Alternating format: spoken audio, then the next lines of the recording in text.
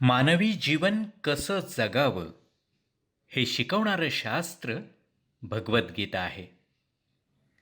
या शास्त्राचं जेवढं चिंतन आपण कराल तेवढं ते कमीच आहे. म्हणूनच भगवद्गीतेच्या चिंतनमालेचा हा घाट तुम्हा आम्हा सर्वांचं जीवन अधिक आनंददायी करण्यासाठी. हरिओम. आता आपण 16व्या श्लोकाकडे वळतोय. 16वा श्लोक आहे, एवं प्रवर्तितं चक्रं नानुवर्तयति हयः अघायुरिन्द्रिया रामो मोघं पार्थ स जीवति. हे पार्था, जी व्यक्ती वेदांद्वारे प्रस्थापित यज्ञचक्राचं पालन मनुष्य जीवनामध्ये करत नाही ती निश्चितपणे पापमय जीवन जगते. अशी व्यक्ती केवळ इंद्रिय तृप्ती करताच जगत असल्यानं तिचं जीवन हे व्यर्थच असतं. हे पार्थ हे पार्थ हे पार्थ म्हणजे कोण? पृथापुत्र अर्जुना. एवं प्रवर्तितम चक्रम. भगवंत सांगतायत की हे जे कर्मचक्र आहे हे कोणी चालू केलं आहे? मी एकदा सुरू केलं आहे, त्यामुळे ते कोणीच थांबवू शकणार नाही. सर्वांनी त्याप्रमाणे वागलंच पाहिजे हा सिद्धांत आहे, नियम आहे. आणि इव न अनुवर्तन्ती, आणि जो ह्याप्रमाणे वागत नाही, ह्या सिद्धांताला अनुकूल असं ज्याचं वागणं नाही आहे त्याला भगवंताने 3 विशेषणं वापरलीत. अघायु, इंद्रियाराम आणि मोघम जीवती, असे 3 विशेषणं पाहले. आता बघा त्यातलं एक जण पाहूया. अघायु पहिलं वापरलं आहे, अघायु. आता अघ म्हणजे पाप. आपण अनघ म्हणजे निष्पाप हा शब्द मागे पाहिलं आहे, हे खरंच आहे. मग अघायु म्हणजे काय? अघायु म्हणजे ज्याच्या जीवनात पापालाच प्रतिष्ठा आहे असा. ज्याच्या जीवनामध्ये पापालाच प्रतिष्ठा आहे. पाप करायचा हा ज्याचा स्वभाव आहे, हा त्याचा स्वभाव आहे. म्हणजे त्याला पुण्याची योग्यता तो जाणतो बरं का, त्यात काही शंका नाही. पण दुर्योधनासारखा तो म्हणतो जानामि धर्मम, की धर्म म्हणजे काय, योग्य काय, अयोग्य काय, पाप म्हणजे काय, पुण्य म्हणजे काय, हे सगळं मी जाणतो, नाही असं नाही. असं आहे तर मग वागत का नाहीस बाबा तसा? तो काय म्हणतो? तो म्हणतो नचमे प्रवृत्ती, पण तसं वागण्याकडे माझी प्रवृत्ती नाही, ते मला आवडत नाही, माझा स्वभाव तसा नाही. आणि जानामी अधर्मम, अधर्म म्हणजे काय, वाईट काय, ते मी जाणतो. नचमे निवृत्ती, पण त्या वाईट मार्गापासून, पाप करण्यापासून प्रवृत्त व्हावं असं मला वाटत नाही, असं मला वाटत नाही. हे खरंच आहे. हा आहे आघायू, जीवनात पापाचीच प्रतिष्ठा असलेला माणूस. आणि अशी माणसं कशी असतात हो? पुढचं विशेषण वापरत आहेत, इंद्रियराम.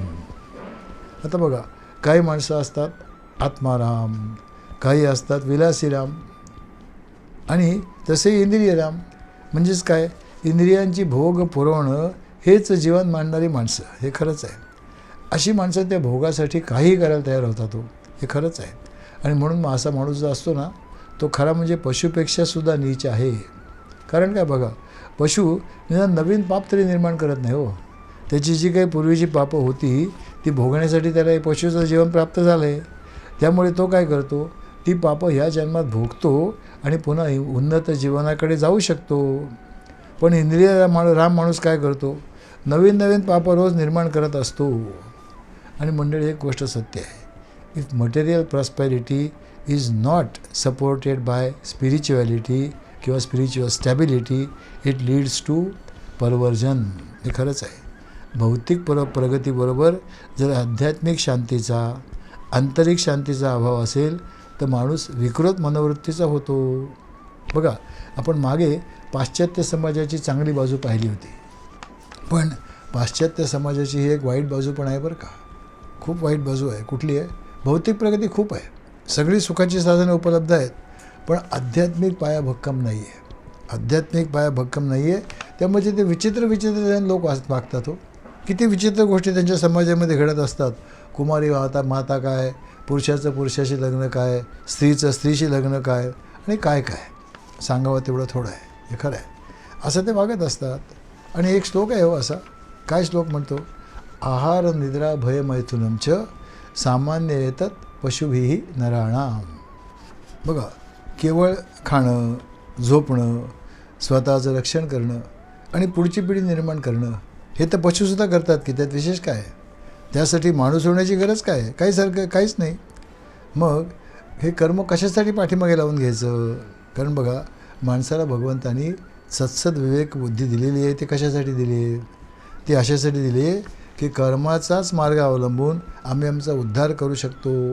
आणि तोच आम्ही उद्धार करू शकत नसलो तर फुकट जन्म मिळाला आम्हाला माणसाचा.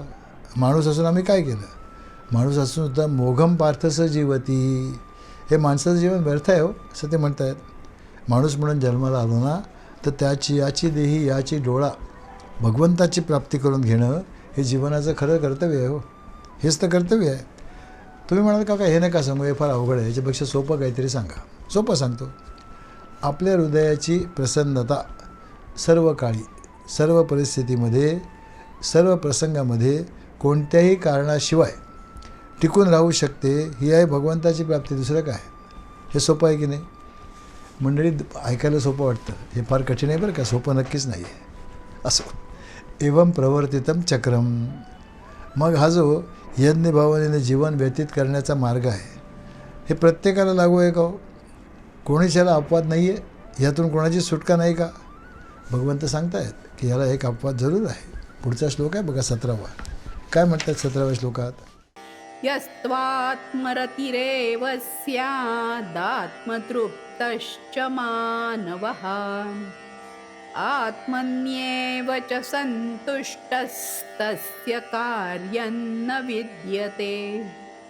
जो आत्म्यातच रममाण झाला आहे, ज्याचं जीवन आत्मसाक्षात्कारी आहे आणि जो पूर्णपणे संतुष्ट होऊन आत्म्यामध्येच समाधानी आहे, त्याला काही कर्तव्य राहत नाही. य तो मानव आत्मरती स्यात्. जो माणूस आत्म म्हणजे स्वतः म्हणजेच कोण? अर्थातच तो स्वतः त्याच्यामध्येच आहे, त्याच्यामध्ये रत आहे, स्वतःमध्ये रत आहे, रममाण झाला आहे. च आत्मतृप्त, तसंच तो आत्मतृप्त आहे आणि आत्मनेव संतुष्ट, स्वतःमध्येच संतुष्ट आहे. अशा माणसाला कार्य न विद्यते, कोणतंही कर्तव्य म्हणून करावं लागत नाही, हे निश्चित आहे. मंडळी, एक लक्षात ठेवा. एकदा काय झालं, मी एक फॅक्टरी पाहायला गेलो होतो.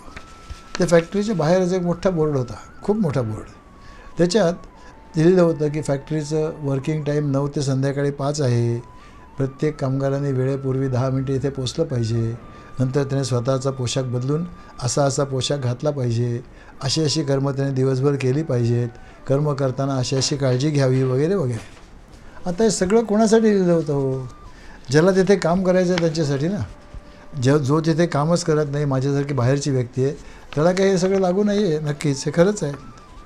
त्यामुळे काय होतं, जोपर्यंत आम्हाला बाहेरच्या वस्तू, व्यक्ती, प्रसंग, परिस्थितीकडून सुख प्राप्त करावायचं आहे, त्यासाठी काही कर्म करणं आवश्यक आहे ना. नक्कीच आहे.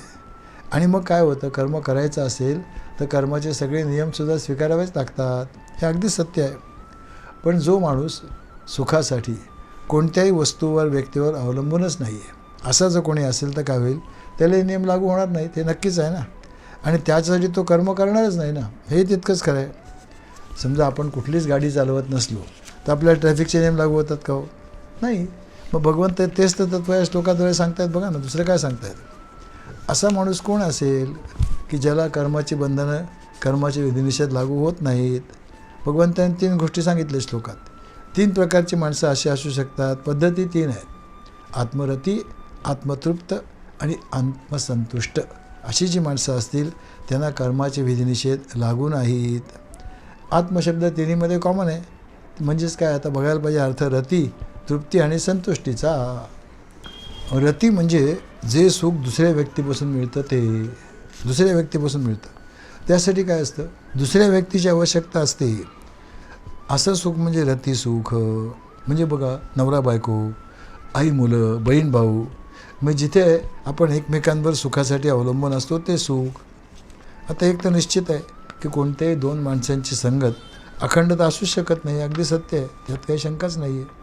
उदाहरणार्थ पती पत्नी, जेव्हा आता वैवाहिक जीवनाला सुरुवात होते ना, तेव्हा हळूहळू हे पती पत्नी एकमेकांवर अवलंबून राहायला लागतात. पुरुषाला प्रत्येक बाबतीत मग पत्नीची गरज लागते. माझे किल्ले कुठे आहेत, माझा रुमाल कुठे आहे, माझी गाडीची चावी कुठे आहे, इथपासून तो प्रत्येक गोष्टीत तिच्यावर अवलंबून राहायला लागतो. आणि तसंच पत्नी पण त्याच्यावर अवलंबून राहायला लागते बरं का. घरातल्या माणसांच्या तक्रारी सांगण्याचं हक्काचं ठिकाण म्हणजे नवरा. हक्काने ज्याच्याशी भांडता येईल असं ठिकाण म्हणजे नवरा. किंवा मनातल्या सगळ्या गोष्टी निसंकोचपणे ज्याला सांगता येईल असं ठिकाण म्हणजे नवरा, अशी स्थिती होते. आता काय होतं, जितके हे तर खरंच आहे, अगदी सत्य आहे. आता जीवनाचा नियम क्रिकेटप्रमाणेच आहे हो. क्रिकेटमध्ये जसं एका बॉलनी एकाच वेळेला समोरासमोरचे दोन्ही बॅट्समन आऊट होत नाहीत, हे निश्चित आहे की नाही. तसंच पती पत्नी कधीही एकदम जात नाहीत. कोणीतरी अगोदर जातो, कोणीतरी कधी पती आधी जातो आणि पत्नी सुखी होते, आणि कधी पत्नी आधी जाते आणि मग ती सुखी राहते. अहो, पती मात्र दुःखी होतो. नाही मंडळी, मी बोलण्यात काही चुकलो नाही आहे, अगदी बरोबर आहे. बघा, दैववशात एखाद्या बाईचा पती आधी गेला ना तरी पत्नी स्वतःला सावरू शकते, हे तितकंच सत्य आहे, आणि ती सांभाळू शकते. पण पत्नी जर आधी गेली तर मात्र पतीची परिस्थिती अतिशय केविलवाणी होते. हे प्रत्यक्ष जीवनात पाहायला मिळतं. काय असतं, स्त्रीचं आत्मबल पुरुषाच्यापेक्षा कितीतरी जास्त असतं, हे अगदी सत्य आहे. दुःख सहन करण्याची तिची क्षमता पण जास्त असते. अहो, असं म्हणतात की प्रसूतीचं ज्या वेदना आहेत ना त्या पुरुष सहनच नाही करू शकणार, तो मरून जाईल. ती सहज सहन करू शकते, हे खरंच आहे. आणि पतीच्या बाबतीत काय घडतं, मी उदाहरणं पाहिलेत म्हणून सांगतो. अगोदर जर पत्नी गेली ना तर त्याआधी अगदी मस्त चुस्त असलेला पुरुषसुद्धा पत्नीच्या निधनानंतर काही दिवसातच भाजीपाला झालेला पाहायला मिळतो, हे अगदी सत्य आहे. मग आध्यात्मिक जीवन म्हणजे काय हो? आध्यात्मिक जीवनाचा अर्थ असा की तुम्ही स्वतःमध्येच रमायला शिकलं पाहिजे. त्यासाठी दुसऱ्या व्यक्तीची गरज जितकी कमीत कमी लागेल तेवढा माणूस अधिकाधिक आध्यात्मिक हे लक्षात ठेवावं, नेहमी आहे. पण दुसरी व्यक्ती नाही म्हणून दुःखी होणार नाही. काय होईल, दुसऱ्या व्यक्तीशिवाय सुद्धा कोणाच्याही सख्य किंवा संमतीशिवाय सुद्धा आणि एकटा असतानासुद्धा दुःख किंवा भीती न वाटता आनंदात राहणं म्हणजे आत्मरती, दुसरं काहीच नाही. वास्तविक काय होतं, आपल्या दुःखाला दुसरं कोणीतरी कारणीभूत असलं पाहिजे की नाही. कारण आपण स्वतःलाच काही नक्कीच इजा करू शकणार नाही, आणि मग आपण स्वतःला कधी भीती दाखवू का हो? नक्कीच नाही होणार. पण होतं मात्र तसं, माणूस एकटा असला की दुःखी होतो, बोर होतो, कंटाळतो. मग त्यावेळेला त्याला कोणाची तरी गरज लागते. मग कोणाला तरी फोन लाव, नाही तर टी व्ही तरी लाव. त्यावेळेला मग घरातल्या अगदी मांजरासारख्या एखाद्या मुक्या प्राण्याची सोबत सुद्धा चालते बरं का. कारण अजून माणूस स्वतःमध्ये रमायला शिकला नाही. तसंच माणसाला एकटेपणाची भीती पण वाटते. आता खरं म्हणजे मला सांगा, स्वतःचीच भीती वाटायचं काय कारण आहे हो? आपण स्वतःला काही नक्कीच इजा करून घेणार नाही, पण होतं नाही, स्वतःची भीती वाटते खरी. या संबंधात एक संत एक गोष्ट सांगायचे.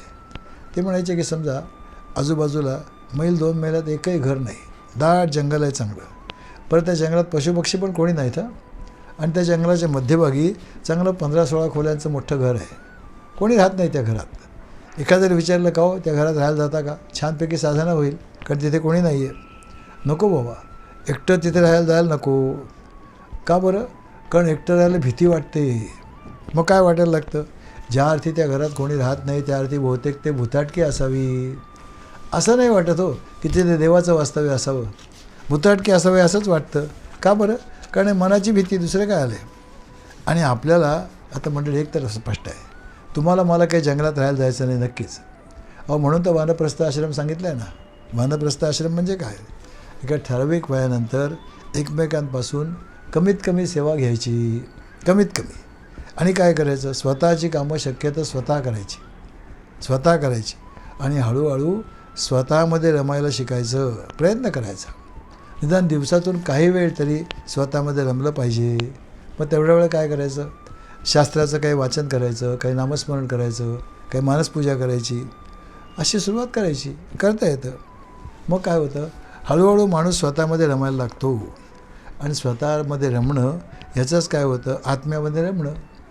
आणि त्यातलं सुख एकदा माणसाला समजू लागलं ना की मग सुखासाठी इतरांची आवश्यकता नाही भासणार. मग त्यासाठी तो काही कर्मही करावं लागणार नाही, हे नक्कीच आहे. आत्मरतीही यतु आत्मरती एव स्याद. आता आत्मतृप्त.